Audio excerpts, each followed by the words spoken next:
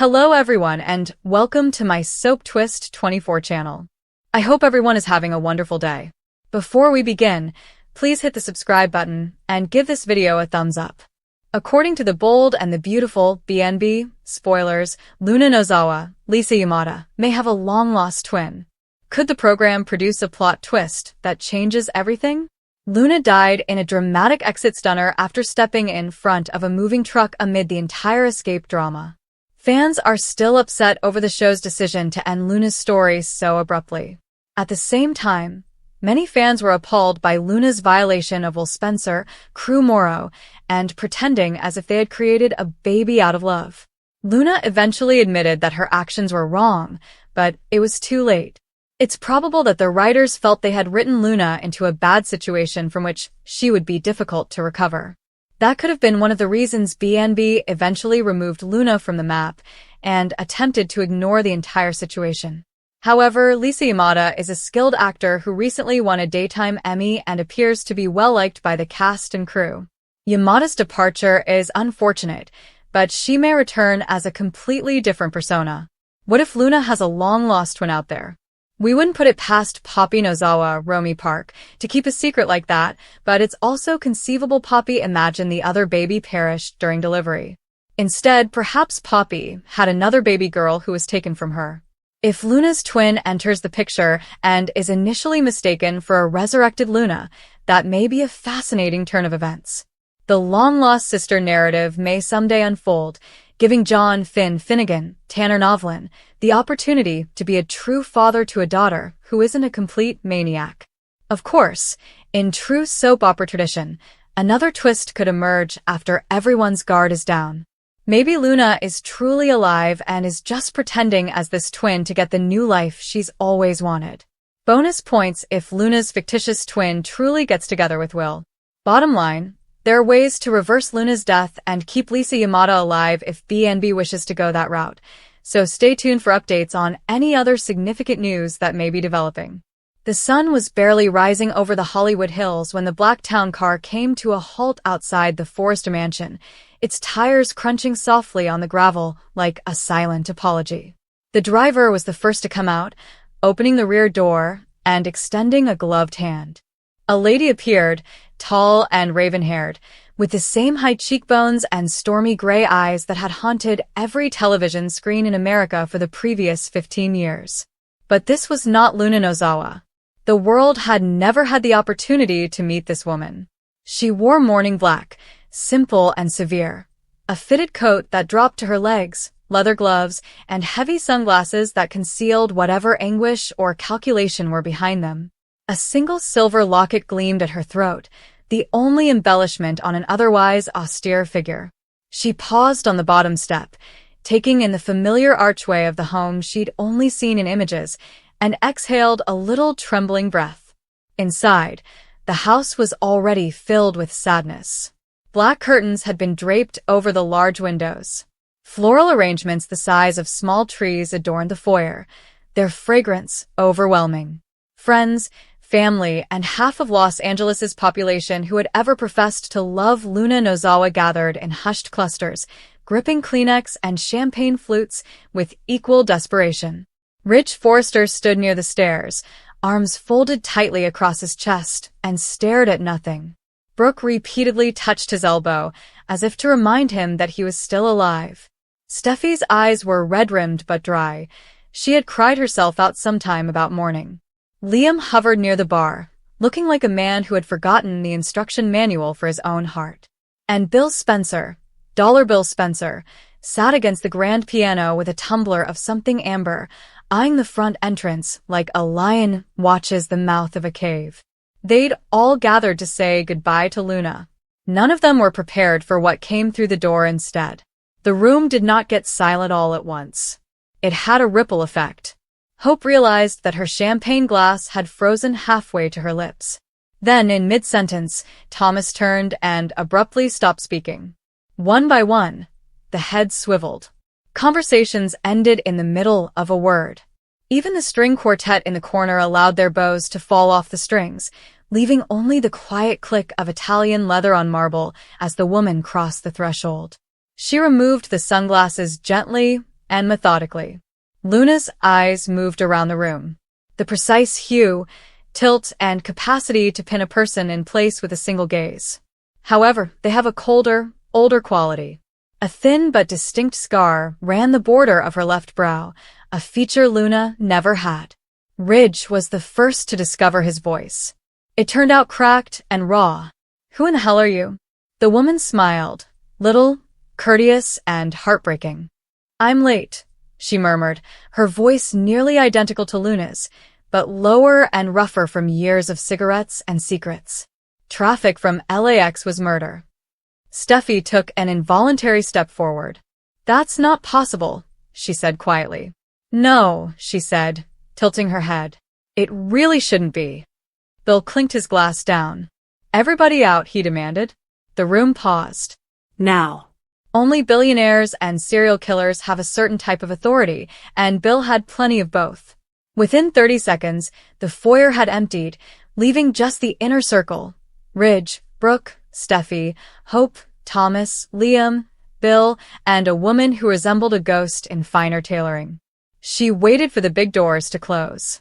Then she reached into her coat pocket and pulled out a dark blue passport embossed with gold. She tossed it on the coffee table like a gauntlet. Ridge took it up with unsteady hands. The name inside was Livia Valentina Nozawa. Luna was born on the same day, year, and in the same Ojai hospital. Ridge's knees buckled. Brooke caught him before he reached the ground. "You're dead," Steffi whispered, her voice quivering with something that was neither fear nor wrath. "Luna's twin died." Poppy said. "Poppy says a lot of things," Livia interrupted easily. "Most of them are self-serving. Some of them are downright lies." She unclasped the necklace around her neck and opened it. Inside were 2 baby photographs placed side by side. One was unmistakably Luna, at only a few hours old. The other was her mirror image. On the reverse, someone had scrawled in faded ink, "L&L, 6 pounds 11 ounces. I did not die in that car accident 25 years ago. I was sold." The words hit like a grenade. Hope uttered a little hurt sound. Liam instinctively reached for her before deciding against it. Ridge repeated sold, as if tasting the word and finding it poisonous. Livia's smile became razor keen. Poppy had debt. Bad ones. A doctor from the hospital had connections. Eastern Europe was particularly interested in identical twins for medical research purposes. One baby was pronounced deceased on the scene. The other was secretly adopted by a wealthy couple in Bucharest who valued children who did not ask questions. She shrugged, a gesture that cost her nothing but everything. "I grew up speaking Romanian before learning English. I learned early on that love is a currency that most people cannot afford to spend on someone else's child." Brooke's fingers shot to her mouth. "Oh my God." "Don't waste your pity," Livia answered. "I did well enough. Better than well. I am here, aren't I?" Her eyes shifted to Bill, lingering for too long. "Some of us land on our feet no matter how far we fall." Bill's brows narrowed. "So, you come all this way for a funeral?" "I came," Livia said, stepping closer, "because my sister has died. And since the last thing Luna ever did was try to find me." She went into her coat again and pulled out a thick package sealed with crimson wax. She succeeded. 3 weeks ago. This is everything she could dig up before someone felt she was getting too near to the truth. Steffi grabbed the packet before anyone else could react. Her fingers ripped into the wax as if it had particularly irritated her. Inside were paperwork, photographs, medical records, and a family tree drawn in Luna's looping handwriting, with question marks sprouting like cancer around Poppy's name. Luna's death certificate was stamped just 4 days ago. The cause of death was exsanguination from several lacerations. The manner is homicide. Steffi's hands began to shake so fiercely that the papers flew to the ground. "Are you suggesting Luna was murdered because she found you?" Thomas asked, his voice husky. "I'm saying," Livia clarified, "that someone went to great lengths to keep me buried. And when Luna began pulling on that particular thread, they severed the entire seam." She looked around the room, soaking in every expression. "The question is, which of you knew I existed?" Silence, heavy and electrifying. The ridge finally straightened. We didn't, he stated firmly. Neither of us did. Luna never mentioned a twin. She didn't know, Livia responded. Not before the end. She believed she was following a rumor. Poppy told her a ghost story to terrify her into behaving. She laughed without amusement. Be cautious what you dig up, little moon. You might encounter monsters. Hope walked forward, her eyes filled with tears that she refused to shed. Why come here? Why now? If you've remained hidden all these time, because someone owes me a sister, Livia replied simply. And someone else owes me a life. She stared at Bill again, an unreadable exchange passing between them. I intend to collect. Bill's jaw hardened. You think one of us killed Luna? Livia asked.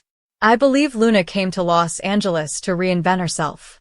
To transform into someone bright, dazzling, and new. She died within a year. That's either the worst luck in the world, or someone in this room determined to keep the past buried. She extended her hands. I am not here to grieve quietly. I'm here to dig. Steffi let out a loud, broken laugh. You go up looking just like her, drop this bomb, and want us to do what? Do you welcome me? I expect you to be afraid, Livia remarked quietly. Because I am Luna in all ways that matter. Same DNA, same memories hidden in bone. It appears that they have the same adversaries. And I have nothing to lose.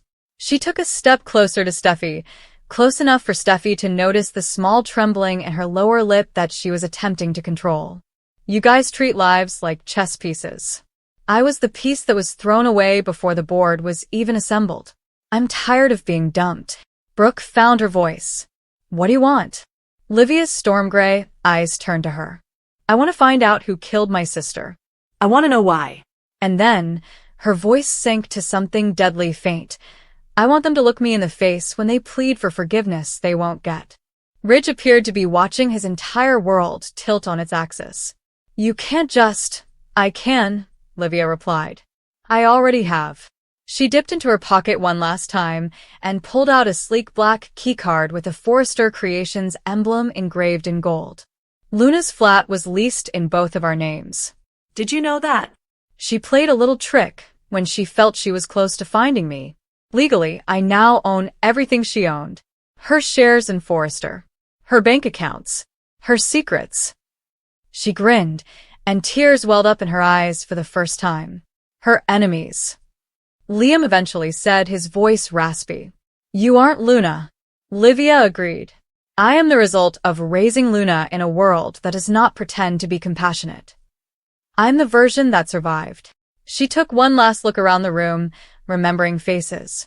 The funeral is tomorrow, right? Do not worry. I will be there. Front row.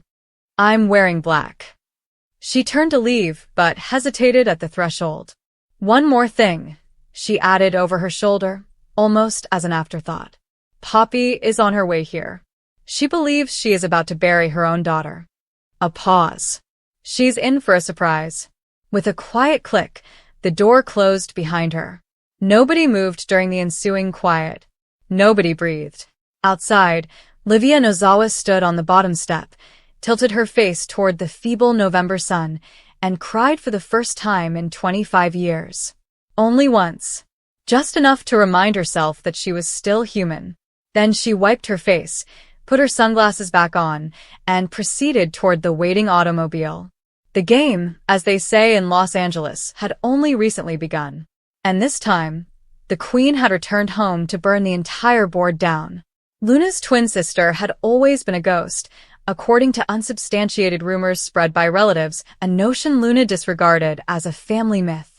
However, on the morning of her funeral, when the Los Angeles sky hung with a dreary gray heaviness, a young woman came out of a black automobile outside the Forrester estate, and everyone who turned to look gasped as if they had seen the dead come to life. She looked just like Luna. She moved with the same calm grace, her dark hair tucked behind one ear, much like Luna did when she was afraid. She wore a modest black outfit that was slightly crumpled as if she had traveled a long way without stopping. Her eyes, wide, unsure, and gleaming with anguish, swept across the assembled mourners. Some backed away unintentionally.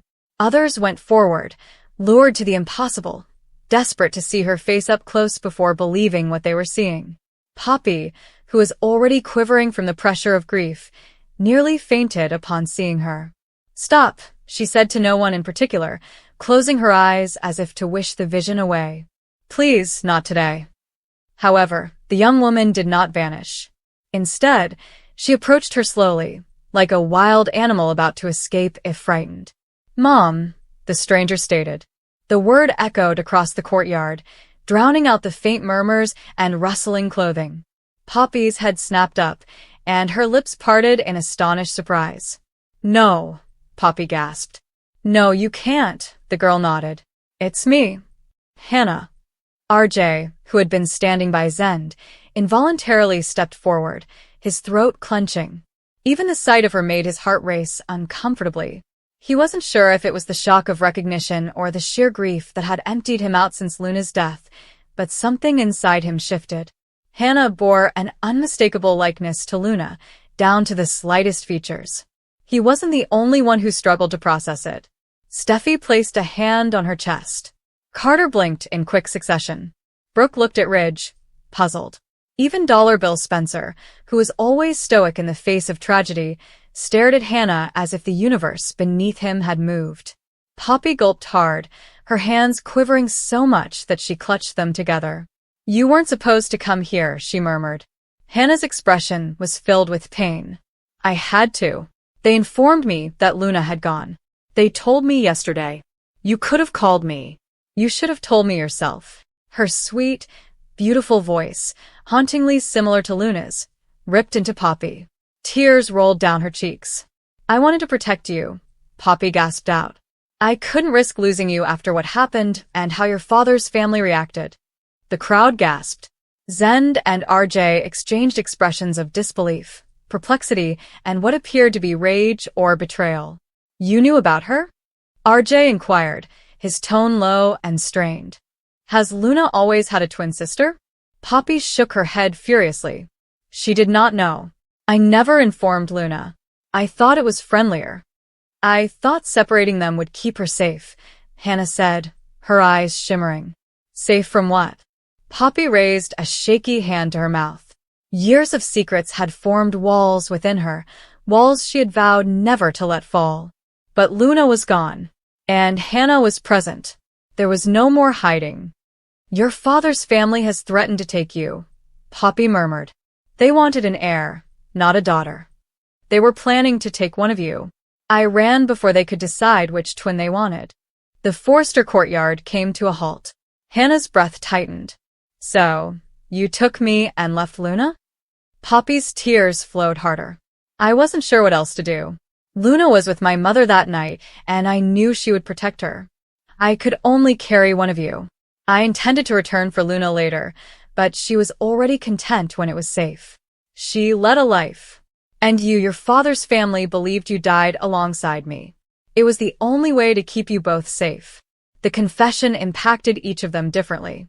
Shock, sympathy, judgment. But Hannah felt a knife twisting into her chest. "So Luna lived her whole life thinking she was an only child," she quipped. "And I lived mine feeling like a piece of me was missing." Poppy nodded sadly. "Yes." RJ took a cautious step toward Hannah. "Why now? Why attend the funeral? How did you even know?" Hannah swallowed hard. "I found some letters. Old letters. Luna's name appeared on them.